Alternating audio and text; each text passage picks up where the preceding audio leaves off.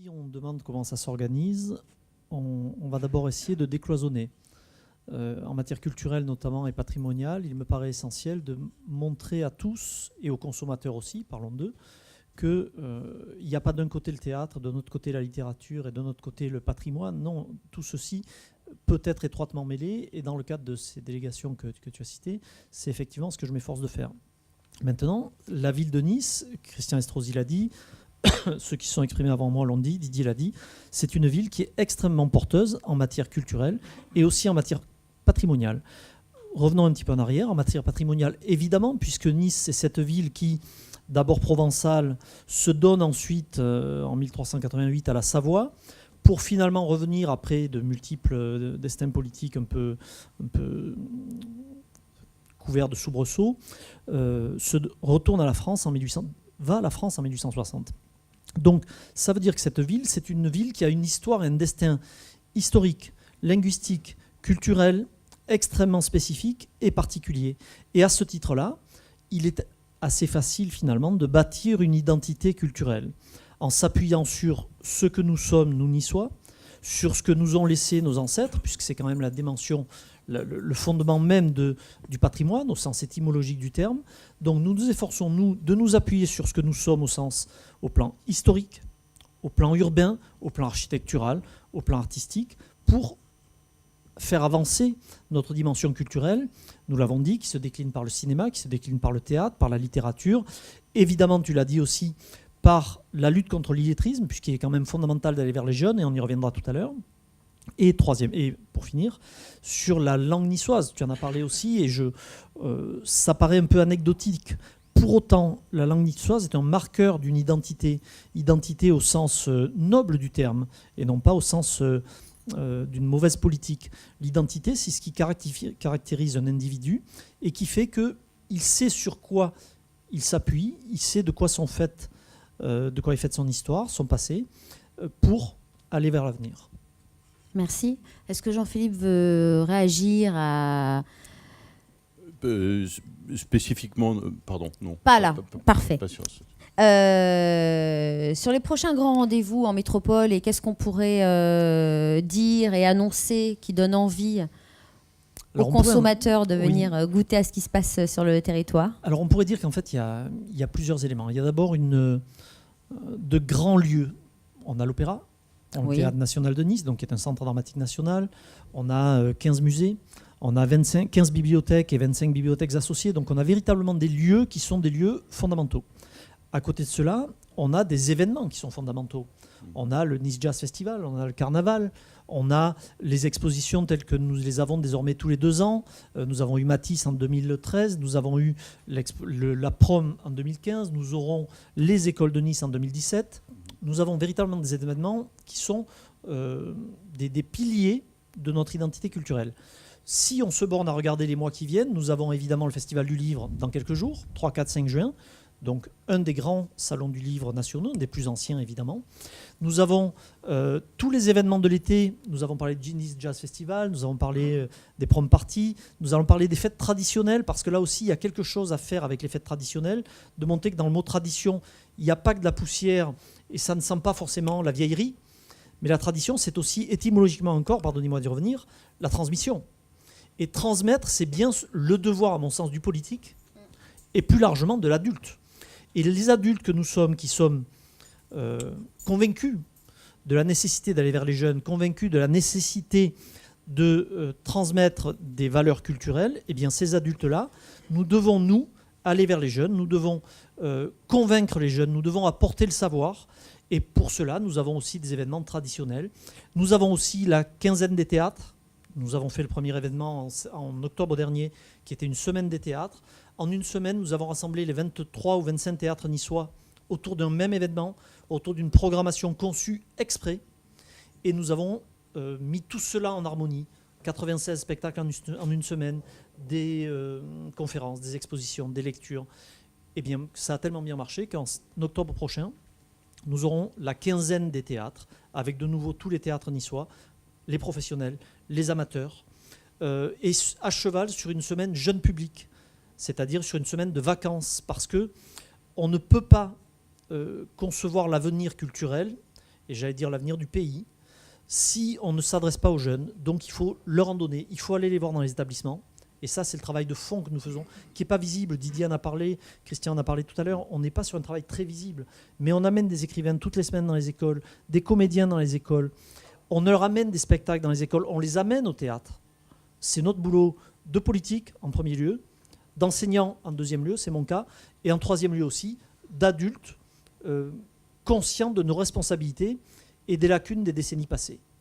Alors, on parlait de résultats. Là, tu disais tout à l'heure que ça marche. Comment on sait que ça marche, une stratégie justement de communication sur la culture et la mise en avant du patrimoine? Ça se mesure tout simplement d'abord à la fréquentation.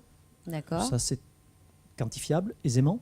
Ça se mesure ensuite d'une autre manière un peu plus subtile, plus qualitative. C'est-à-dire, on mesure ça à la manière dont les Niçois et les métropolitains s'emparent et s'approprient l'événement. On ne peut pas travailler uniquement, bien que Nice soit une terre de tourisme, on ne peut pas s'adresser seulement aux touristes. On doit s'adresser à eux, mais il faut que les événements qu'on organise soient aussi des événements que les Niçois et les métropolitains s'approprient.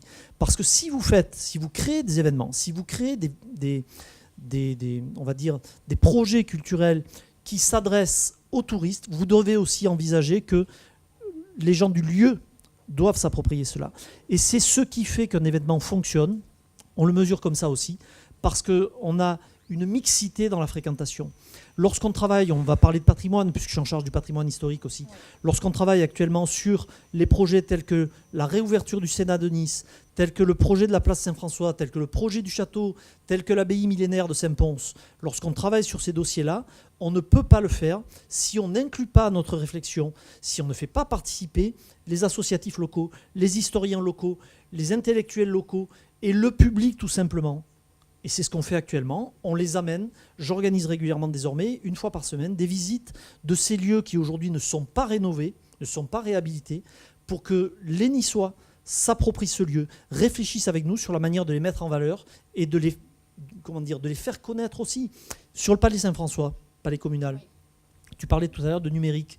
Eh bien, voilà un lieu qui a été créé en 1580, qui pendant 300 ans quasiment a été la mairie de Nice, l'hôtel de ville, fermé depuis des dizaines d'années, en tout cas dévolu à un organisme syndical. Donc nous l'avons récupéré. Eh bien, le projet que nous bâtissons, qui est un projet de mise en valeur de l'histoire niçoise, de la culture, de la tradition niçoise dans ce bâtiment historique, va mettre en œuvre et va solliciter toutes les compétences dans le domaine numérique. On ne peut pas, sous prétexte qu'on travaille sur du vieux, travailler avec des méthodes de vieux. Ce n'est pas possible. Il faut absolument être au goût du jour. Il faut garder son ADN et bien évidemment, il faut continuer d'innover. Puis effectivement, vous parlez de ce qu'on appelle en marketing l'engagement des personnes, c'est-à-dire de savoir dans quelle mesure elles s'engagent dans cette conversation sur je suis devant ce monument, je l'adore, je l'aime, je le photographie. Et on arrive sur des applications, on connaît tous Facebook, mais il y a des applications comme Twitter ou comme Instagram où on peut suivre le nombre de photographies de la ville, par exemple, qui sont postées. J'ai vu pour Nice, c'est assez impressionnant. Et on arrive à voir si les gens, justement, il y a une preuve d'amour des événements, des lieux, c'est de prendre en photo et de le partager sur les réseaux sociaux, à dire à ses amis, voilà, j'ai ça. L'autre peut-être chose, je voulais réagir également, c'était la langue niçoise. Je trouve ça extraordinaire. Ma fille, j'ai parlé de ma fille avec le théâtre tout à l'heure, Élise, alors je vais vous parler de Lucille. Et Lucille, elle apprend le chinois. Et elle m'envoie parfois des messages par une application instantanée chinoise qui s'appelle WeChat. Elle m'envoie des messages en chinois. Et je ne parle pas chinois, mais j'ai un traducteur automatique, j'arrive à lui répondre en chinois. Alors je réponds en français, mais ça répond en chinois. Je trouverais ça très intéressant pour promouvoir justement la langue niçoise, qu'il puisse y avoir dans les applications comme Google Translate, qu'on a tous sur des téléphones Android, avoir un traducteur chinois, niçois, pour que nous puissions converser ensemble en niçois. Oui. Alors ça plairait, ça. La dimension utilitaire reste à prouver, la dimension ludique existe. Non, c'est juste, ce serait juste, vous voyez, pour s'amuser. Voilà, oui, pour s'amuser, mais pour être sensibilisé. J'entends bien ce que vous dites, mais ça induit une vision un peu péjorative de la langue niçoise qui serait, voici une langue qui aurait vocation à s'amuser. Moi, je crois au contraire que une langue, quelle qu'elle soit, aujourd'hui, la langue niçoise, c'est en gros 5 à 10% de la population qui la parle ou qui la comprend, ce qui fait quand même entre 20 et 40 000 personnes. Donc, je ne vois pas cela comme un vecteur d'amusement, mais plutôt comme un enrichissement culturel. Aujourd'hui, à Nice, ce sont une dizaine de lycées et collèges qui enseignent la langue. On a une école bilingue français-niçois. On a 300 candidats qui passent l'épreuve en niçois, en LV2, en LV3 ou en option. Donc, véritablement, il y a quelque chose qui s'appuie sur cette langue niçoise. Non pas, non pas comme quelque chose d'un peu exotique et d'un peu indien. Non, mais si on y vient en mais au contraire, s'amusant... comme quelque chose de fondamental. Oui. Si on y vient en s'amusant, tu as raison. Tout ce qui compte, c'est de faire apprendre et de découvrir. Et si ça doit être ludique, alors ça doit être ludique. Absolument. Et même quand je dis ce serait intéressant d'avoir la langue niçoise dans des applications de traduction comme Google Translate, c'est aussi éducatif, c'est aussi intéressant. Et parce que là, vous faites le lien avec le portugais, avec le roumain, avec l'italien, avec l'espagnol. Absolument. Et vous avez des gamins qui sont immédiatement aptes. Moi, quand j'enseigne, par exemple, du niçois aussi avec le français, mais quand j'enseigne du niçois et que je fais le parallèle avec l'italien ou avec l'espagnol, immédiatement, les choses s'éclairent. Les choses s'éclairent. Absolument. On a un beau patrimoine alors. Est-ce que tu en doutais? Moi, non. non, on en est même fiers. En tout cas, l'idée d'apprendre le niçois de cette manière, moi, peut me convaincre parce que ça peut être drôle au début, mais ensuite, sans m'en rendre compte, je peux apprendre des tas de mots. Et puis apprendre par le jeu, c'est la meilleure forme. C'est la meilleure forme. Donc, tu as prévu de prendre des cours de niçois? Avec toi. Avec moi, très bien. Je note. Vous avez noté. Merci Jean-Luc. Moi, le prochain email que je vous enverrai pour vous remercier d'être là, je vous l'enverrai en chinois. Non, je vous l'enverrai en niçois. Vous me répondrez en chinois. Il y a déjà plein d'adeptes du niçois. Merci beaucoup Jean-Luc. Merci beaucoup.